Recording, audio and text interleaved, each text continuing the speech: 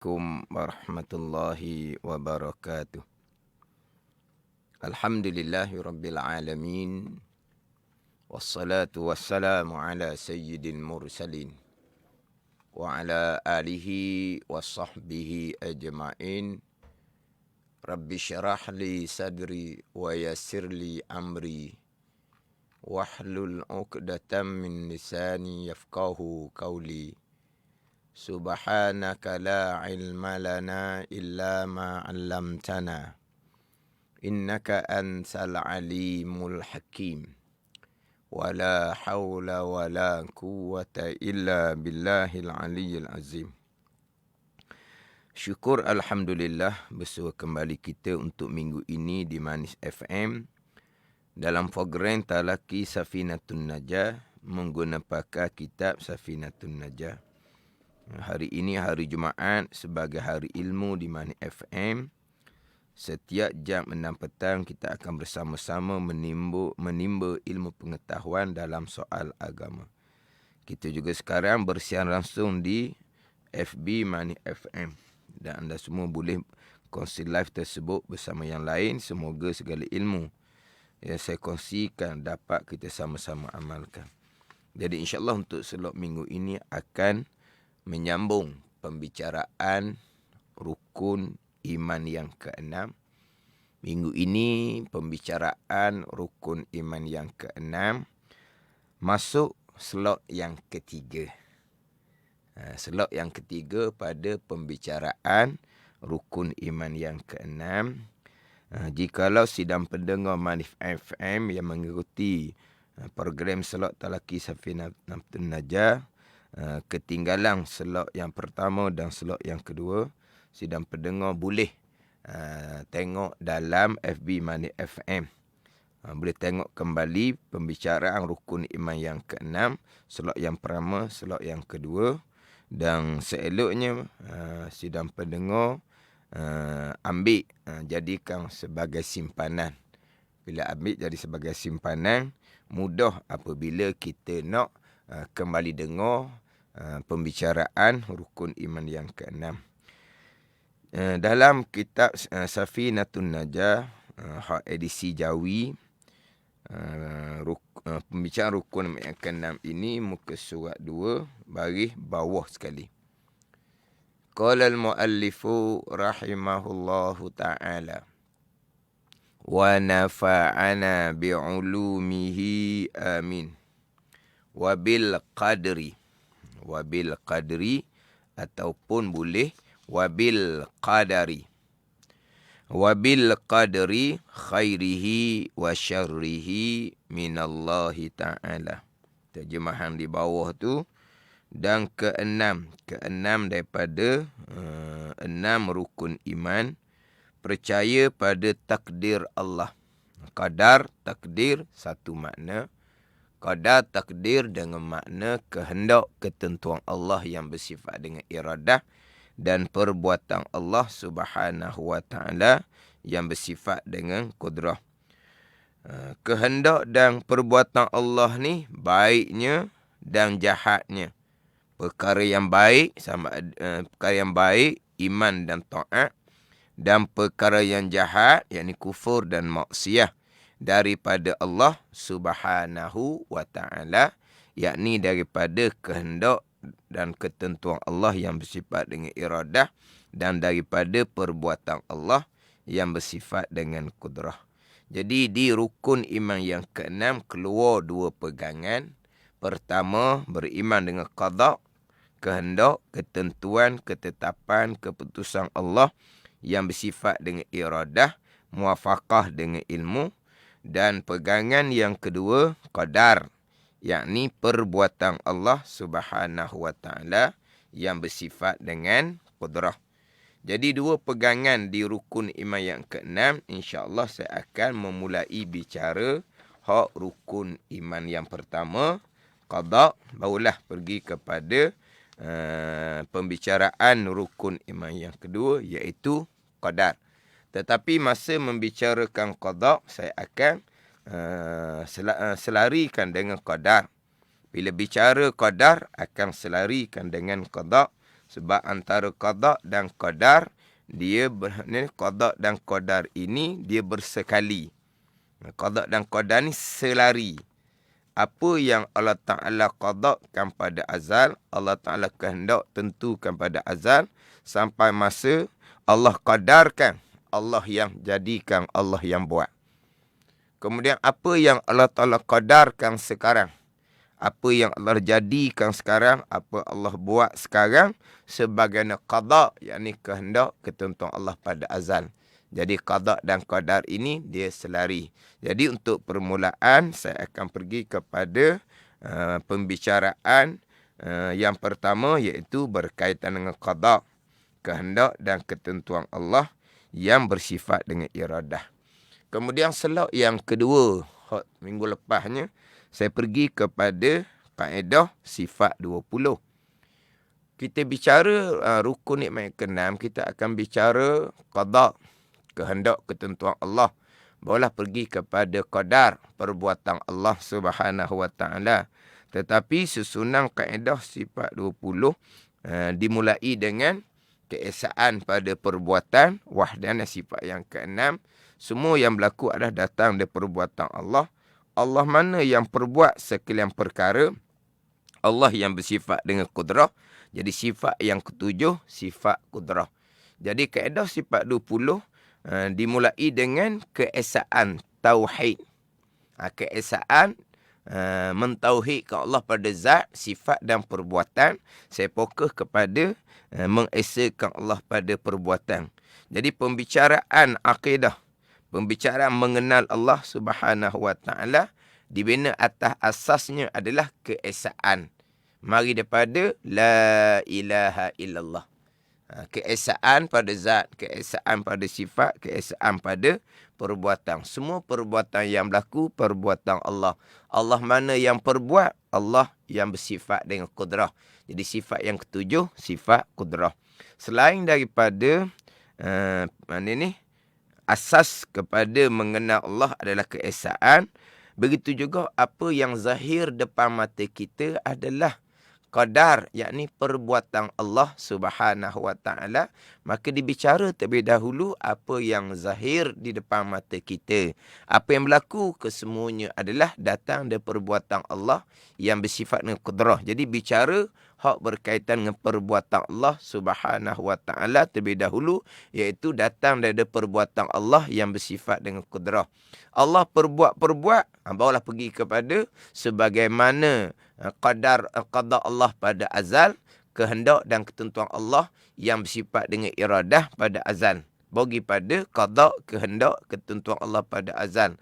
Kemudian Allah Ta'ala menghendaki, Allah Ta'ala menentukan segala-gala perkara muwafaqah sebagaimana ilmu Allah Subhanahu Wa Ta'ala. Jadi pergi pada sifat yang ke-9, sifat ilmu. Jadi permati di wahdaniyah pada perbuatan, permati di kudrah, iradah, ilmu, maka kejaplah pembicaraan qada, qadar, rukun iman yang ke-6. Kemudian hak keesaan tu kena kemah molek lah. Keesaan pada perbuatan, apa makna? Segala perbuatan-perbuatan Allah, mensyirikkan Allah perbuatan tu macam mana? InsyaAllah pembicaraan mensyirikkan Allah pada perbuatan saya akan bicara ketika membicarakan berkaitan dengan qadar, perbuatan Allah yang bersifat dengan kudrah. Akan bicara kepada mensyirikkan Allah pada perbuatan dengan bahawa berpegang ada perbuatan yang berlaku bukan perbuatan Allah Subhanahu Wa Taala. Sebaliknya ianya adalah perbuatan makhluk Allah Subhanahu Wa Taala, mensyirikkan Allah pada perbuatan. Syirik, menyengutukan Allah pada perbuatan.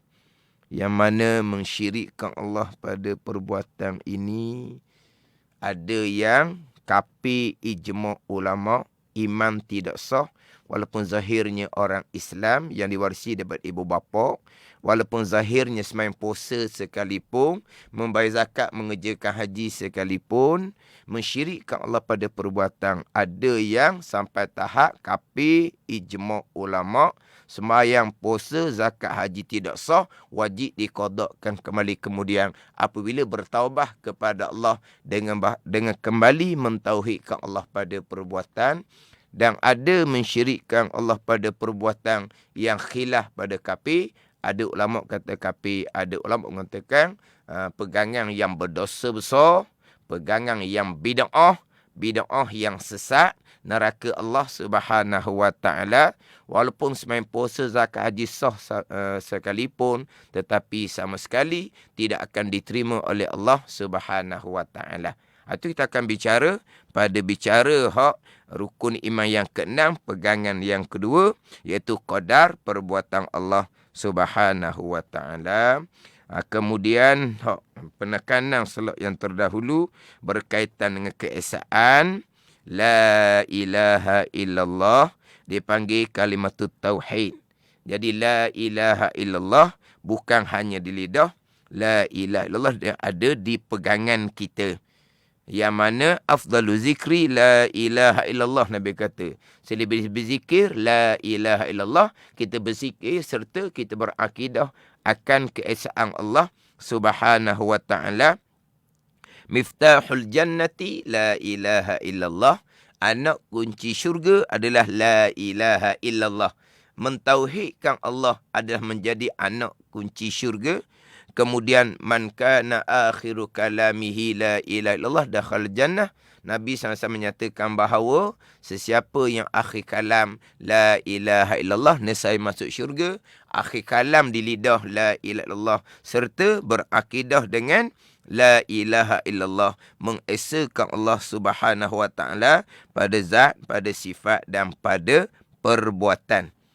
Yang mana tidak mengesakan Allah pada perbuatan, lucu kita berpegang Allah sebagai Rabb, sebagai Tuan kita. Dalam suratul Fatihah, Alhamdulillahi Rabbil Alamin. Alhamdulillahi Rabbil Alamin. Segala puji bagi Allah. Allah ni Rabb, Tuan bagi sekalian alam. Allah ni Rabb, Tuan yang hakiki. Tuan yang mengatur. Tuan yang menyusun. Tuan yang menjadikan. Tu Rabb, Tuan. Ilah al-ma'budu bihaqqin, sembahan yang sebenar. Rabb, Tuan yang hakiki. Yang mana tauhid rububiyah asasnya adalah mengesakan Allah pada perbuatan. Apabila mensyirikkan Allah pada perbuatan, maka lucuklah di pegangan kita Allah Subhanahu wa taala sebagai Rabbil Alamin. Kita sembahyang, di lidah kita membaca Alhamdulillahi Rabbil Alamin, tetapi kita tidak mentauhidkan Allah pada perbuatan yang menjadi asas kepada Rabbil Alamin. Sebaliknya mensyirikkan Allah pada perbuatan, Fatihah itu akan laknat balik orang yang membacanya. Sembahyang tidak akan diterima oleh Allah Subhanahu wa taala. Kemudian kita bicara kaedah sifat 20 untuk mengenal Allah sebagai ilah, sembahan yang sebenar, yang bersifat dengan istighna, yang bersifat dengan iftikar. Ni sidang pendengar kena mendalami pengajian kaedah sifat 20. Yang mana sifat 20 tu 11 masuk di bawah istighna, 9 masuk di bawah iftikar. Ni masuk di bawah iftikar termasuk wahdaniyah, qudrah, iradah, ilmu. Maksud dia iftikar, wahdaniyah, qudrah, iradah, ilmu, yang mana kesemuanya berkehendak kepada Allah, dengan bahawa hanya Allah yang menjadikan segala-galanya. Itu masuk di bawah iftikar, yang mana semua yang berlaku adalah datang daripada qudrah Allah Subhanahu wa taala.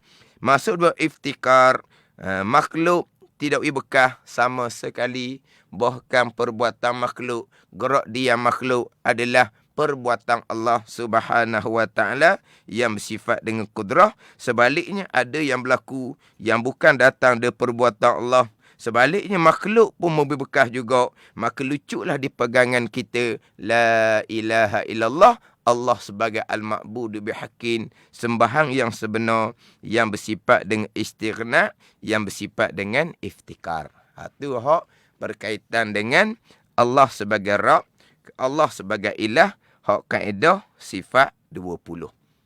Jadi kita baliklah kepada pembicaraan rukun iman yang ke-6, membicarakan berkaitan dengan qada terlebih dahulu. InsyaAllah barulah pembicaraan berkaitan dengan qadar, yakni perbuatan Allah Subhanahu wa ta'ala.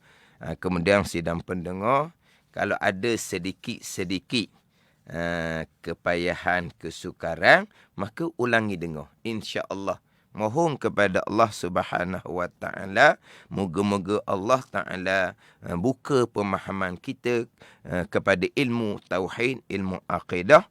Mudah-mudahan Allah ta'ala jadikan kita istiqamah dalam kita menuntut ilmu Allah, terutama berkaitan dengan ilmu tauhid, berkaitan dengan ilmu akidah. Mudah-mudahan Allah ta'ala tidak menjadikan kita putus asa. Jadi payah nak mengikuti, maka tambuhlah belajar. Mudah-mudahan Allah Ta'ala tak jadikan kita di kalangan orang yang mudah putus asa.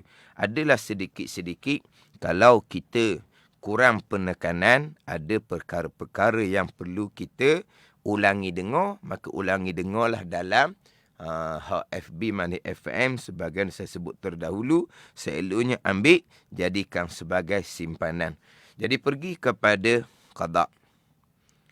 Qada, terjemahan qada pergi kepada kehendak Allah, ketentuan Allah, ketetapan Allah, keputusan Allah yang bersifat dengan iradah. Kemudian barulah pergi kepada muwafaqah dengan ilmu Allah Subhanahu wa ta'ala. Muwafaqah ni bahasa Arab. Kalau bahasa Malaysia kita ni, bahasa Malaysia pun sebut muwafaqah juga, cuma sebut muwafakat. Gitu je. Muwafakat. Muwafaqah ni selaras, seiring antara kehendak, ketentuan Allah yang bersifat dengan iradah, dengan mengetahui oleh Allah yang bersifat dengan ilmu. Jadi untuk qada, iradah Allah, saya sebut kehendak dan ketentuan. Ketetapan, keputusan tu saya sebut jarang-jarang lah. Kemudian saya nak rekah lagi, saya akan sebut qada adalah ketentuan azali. Itu kalau nak rekah. Jadi qada, kehendak dan ketentuan Allah yang bersifat dengan iradah, muwafaqah dengan ilmu Allah Subhanahu wa ta'ala, dengan makna tiap-tiap perkara, sekalian perkara yang dikehendaki, ditentukan oleh pada azal, Allah mengetahui pada azal. Sekalian perkara yang Allah mengetahui pada azal, Allah menghendaki, menentukan pada azal. Sebab tu antara iradah dan ilmu dia berlaziman. Apa yang Allah Ta'ala kehendak pada azal akan berlaku, Allah mengetahui perkara tu akan berlaku. Apa yang Allah Ta'ala kehendak pada azal perkara tu tidak akan berlaku, Allah mengetahui perkara tu tidak akan berlaku. Apa yang Allah Ta'ala mengetahui perkara tu akan ada, Allah menghendaki perkara tu ada. Allah mengetahui pada azal perkara tu tiada, maka Allah menghendaki pada azal perkara tu tiada. Itu antara kehendak Allah yang bersifat dengan iradah dan mengetahui Allah yang bersifat dengan ilmu. Jadi yang kita bicara terdahulunya, qada, jalanan Imam Asy'arinya adalah datang daripada iradah Allah. Qadar datang daripada kudrah Allah Subhanahu wa ta'ala. Ada setengah pandangan menyatakan bahawa qada kena kepada mengetahui oleh Allah yang bersifat dengan ilmu. Ada pandangan yang menyatakan bahawa qada pergi kepada mengetahui oleh Allah Subhanahu wa taala yang bersifat dengan ilmu. Dia tidak pergi kepada qada adalah kehendak Allah Subhanahu wa taala yang bersifat iradah. Sebaliknya pergi kepada qada adalah mengetahui oleh Allah Subhanahu wa taala yang bersifat dengan ilmu. Jadi hak ni kena faham molek macam saya sebut tadilah, antara mengetahui dan menghendaki menentu oleh Allah, antara menghendaki menentu oleh Allah dan mengetahui dia berlaziman. Walaupun atas mengatakan qada pergi kepada ilmu, Allah mengetahui perkara itu akan berlaku, Allah menghendaki dan menentukan perkara itu akan berlaku.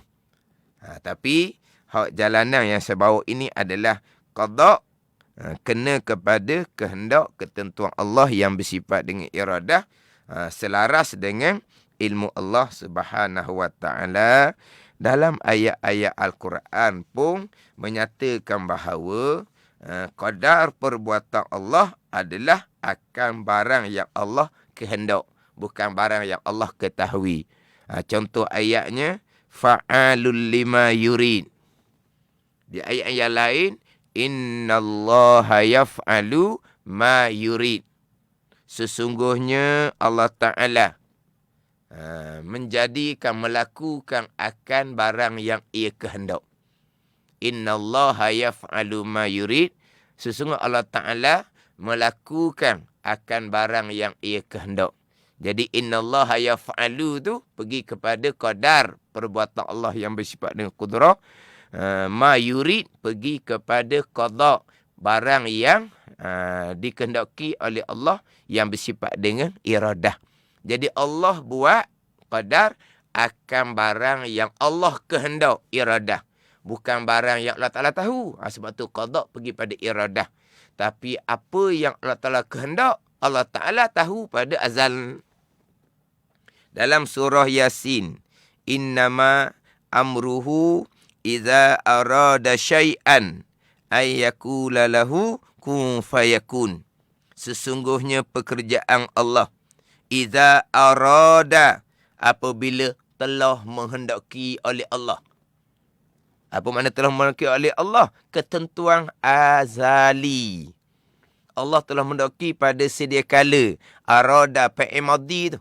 Allah telah menghendaki pada sedia kala. Iradah. Innama amruhu idza arada syai'an ay yaqula lahu kun fayakun. Kun tu pergi pada qadar perbuatan Allah Subhanahu wa taala yang bersifat dengan kudrah.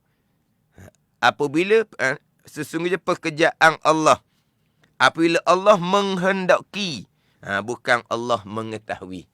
Jadi qada pergi pada iradah, tapi apa yang Allah Ta'ala menghendaki, Allah Ta'ala mengetahui. Wa rabbuka yakhluqu ma yasha'u wa yakhtar. Dan bermula Tuhan engkau ya Muhammad, yakhluqu, menjadikan ia akan barang yang ia kehendak dan barang yang ia pilih. Innallaha yakhluqu, itu qadar perbuatan Allah yang bersifat dengan qudrah. Ma yasha' wa yakhtar, itu bagaimana qada, kehendak Allah yang bersifat dengan iradah, muwafaqah, selaras dengan ilmu Allah Subhanahu wa ta'ala. Ini bab qada, kehendak ketentuan Allah yang bersifat dengan iradah, muwafaqah, selaras dengan ilmu Allah Subhanahu wa ta'ala. Jadi sidang pendengar, ambil faham molek antara kehendak Allah, ketentuan Allah yang bersifat dengan iradah, dan juga mengetahui Allah Subhanahu wa ta'ala yang bersifat dengan ilmu. InsyaAllah saya akan bicara secara satu-satu dan secara setangga-setangga, step by step, dan saya akan bicara secara perlahan-perlahan. Dan insyaAllah saya akan ulang-ulang. Bicara satu-satu, bicara secara perlahan-perlahan, kemudian saya akan mengulangi. Untuk mengkejapkan. Ini bab rukun iman yang ke-6. Tetapi kalau sidang pendengar masih lagi ada sedikit kepayahan, kena tanyalah di kalangan asatizah di tempat masing-masing. Tapi kena pastikan asatizah yang kejak, kemah pemahaman ilmu tauhid, pemahaman ilmu akidah. Jadi kena beza antara kehendak ketentuan Allah yang bersifat dengan iradah dan ilmu mengetahui Allah Subhanahu wa taala pada sedia kala. Sebab nanti saya akan bicara golongan-golongan yang terpesong pada qada Allah Subhanahu wa taala. Mereka menafikan, menolak qada dengan makna kehendak Allah, kerana ketentuan Allah yang bersifat dengan iradah, tetapi mereka masih lagi berpegang dengan ilmu Allah, dengan bahawa Allah mengetahui segala-gala perkara pada azal. Yang mana sesiapa yang menolak di pegangan dia akan ilmu Allah Subhanahu wa taala, sesiapa yang menolak akan mengetahui oleh Allah Subhanahu wa taala akan segala-gala perkara pada sedia kala, itu memang terang-terang jatuh kafir. Kemudian mereka yang tidak berpegang akan kehendak dan ketentuan Allah yang bersifat iradah, di situ kita akan bicara. Tapi itu pegangan yang terpesong, yang walaupun tidak didukungkan kafir atau pandangan muktamad, tapi pegangan yang terpesong, pegangan yang sesat, pegangan yang salah.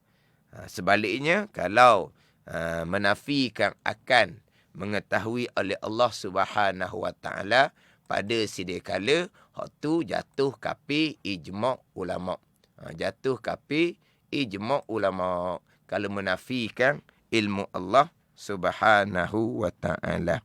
Jadi qada, kehendak, ketentuan, ketetapan Allah Subhanahu wa taala yang bersifat dengan iradah. Allah Ta'ala menghendaki akan sekalian perkara pada azali. Allah Ta'ala telah menentukan sekalian perkara pada azal yang kita perengkah ketentuan azali. Allah menghendaki, Allah menentukan segala-gala perkara pada azal, sekalian perkara.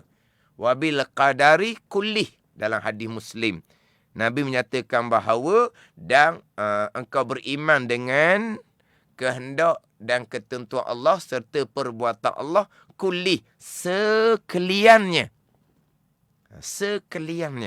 Sekaliannya telah diqadakan oleh Allah Subhanahu wa taala, sekalian yang diqadakan oleh Allah sampai masa sekalian tu akan diqadarkan, akan dijadikan oleh Allah Subhanahu wa taala yang bersifat dengan kudrah.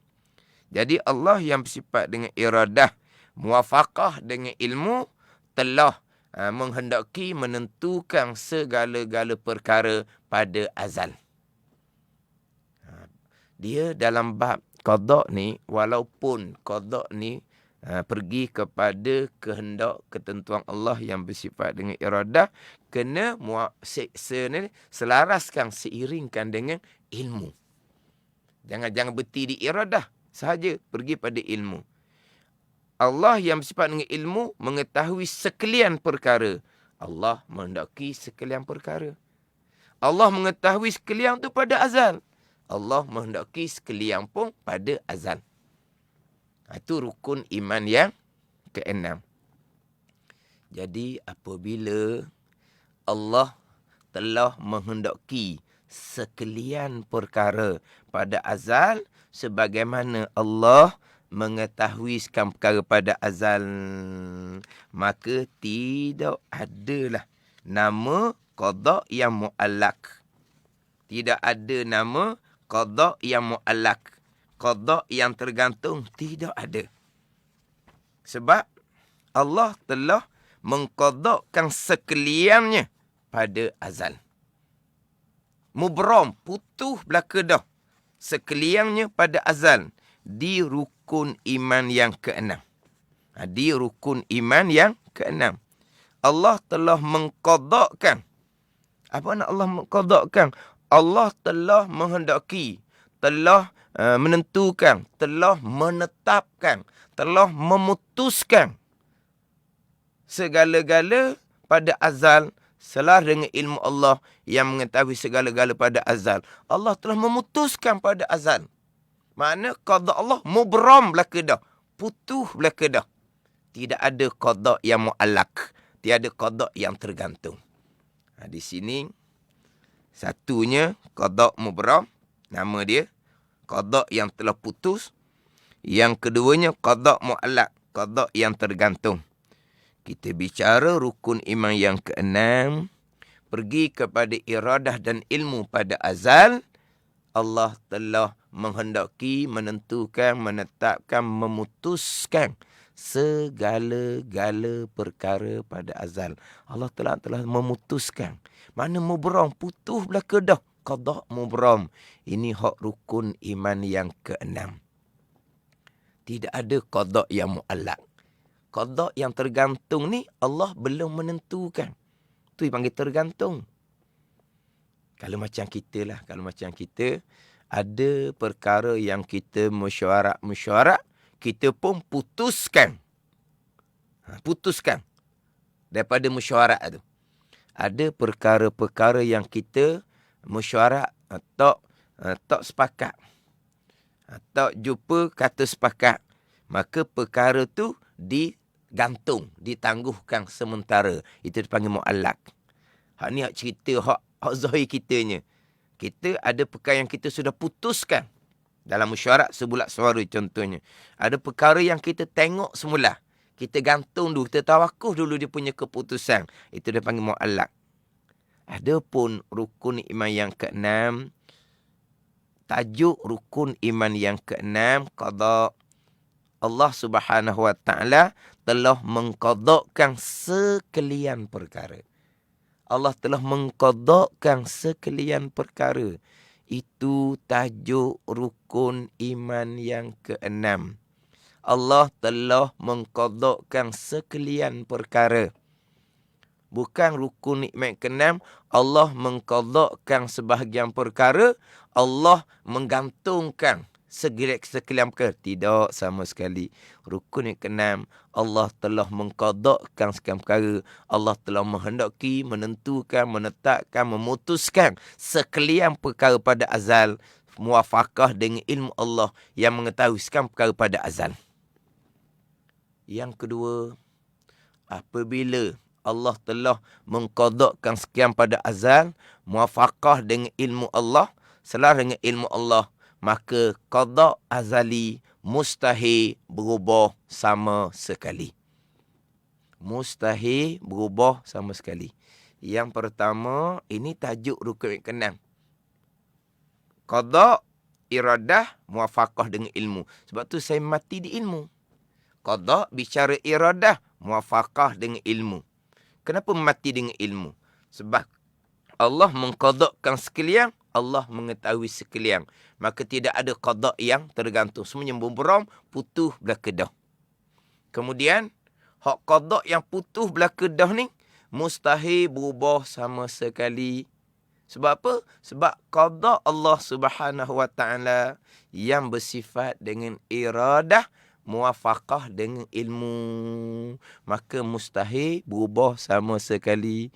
Kalau berubah qada azali, di manakah sifat ilmu Allah Subhanahu Wa Taala? Kita balik pada contoh kita tadi.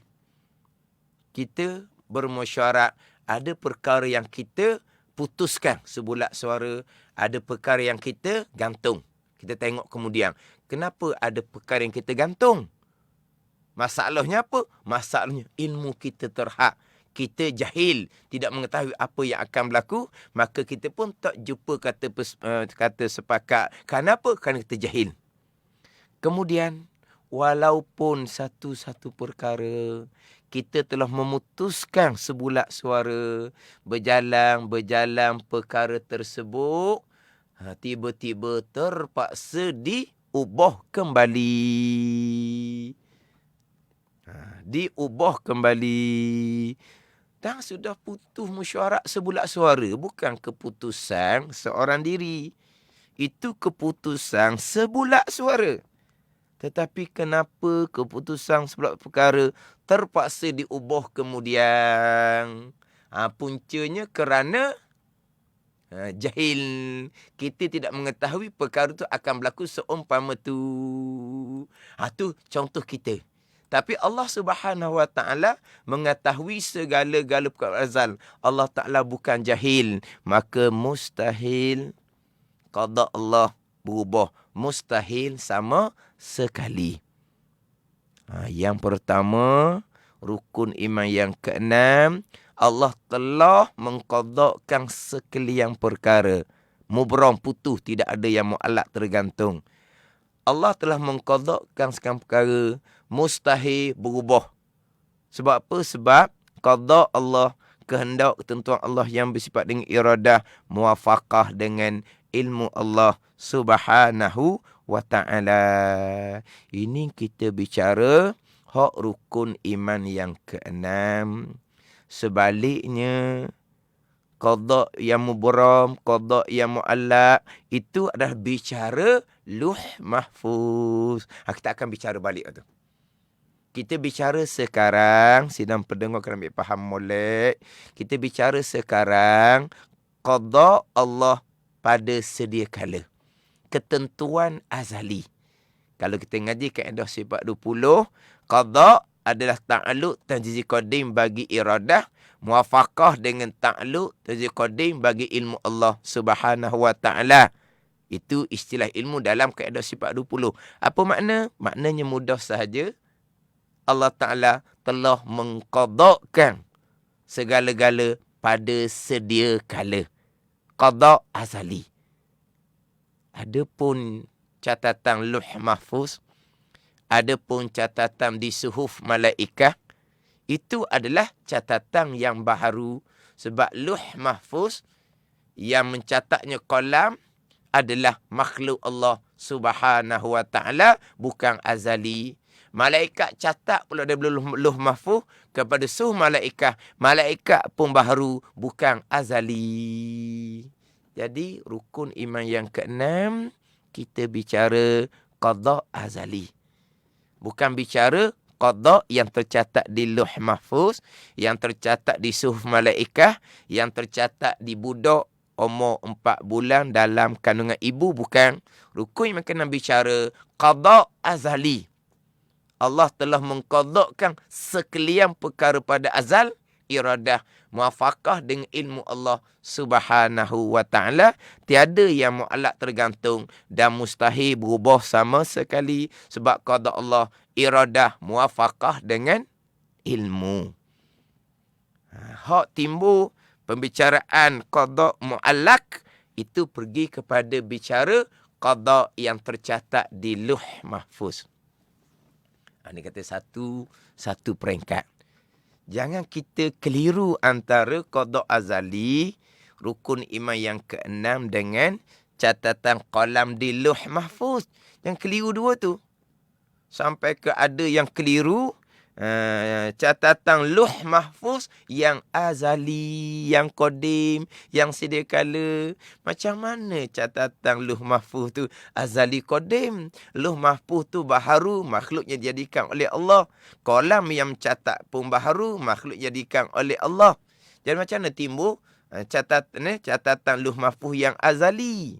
Ni bertukar sangatlah dengan tajuk rukun iman yang keenam, qada azali. Hak luh mahfuz itu insya-Allah saya akan bicara berkaitan qada yang tercatat di luh mahfuz, yang mana qalam mencatat sampai pada qiyamah jua. Adapun qada azali, Allah telah mengqadakkan sekian perkara dengan qada, dengan ketentuan yang tidak ada penghujung. Sebab qada azali termasuk perkara yang akan berlaku pada hari akhirah dalam syurga dan neraka telah diqadakkan oleh Allah Subhanahu Wa Ta'ala pada azal. Apa yang berlaku di syurga dan neraka tidak ada penghujung, maka qada dan qada Allah pun tidak ada penghujung. Jadi insya-Allah lah di slot akan datang saya akan menyambung kembali pembicaraan berkaitan dengan qada Allah Subhanahu wa taala yang bersifat dengan iradah. Mudah-mudahan kesemua kita dikurniakan pemahaman oleh Allah dan berpegang dengan akidah yang suci, akidah Ahlussunnah wal Jamaah, benar-benar mentauhidkan Allah Subhanahu wa taala, benar-benar berpegang dengan qada dan qadar Allah Subhanahu wa taala, rukun iman yang keenam. Wallahu a'lam. Bismillahirrahmanirrahim. Alhamdulillahirabbil alamin. Wassalatu wassalamu ala sayyidil mursalin wa ala alihi wa sahbihi ajma'in. Allahumma aftah alaina futuhal arifin. Allahumma allimna ilma akdamin wa fahimna famas sabiqin warzuqna ruqat talibin. Allahumma zidna ilman wa alhiqna bis salihin. Wa sallallahu ala sayyidina Muhammadin wa ala alihi wa sahbihi wa sallam. Walhamdulillahi rabbil alamin. Wassalamualaikum warahmatullahi wabarakatuh.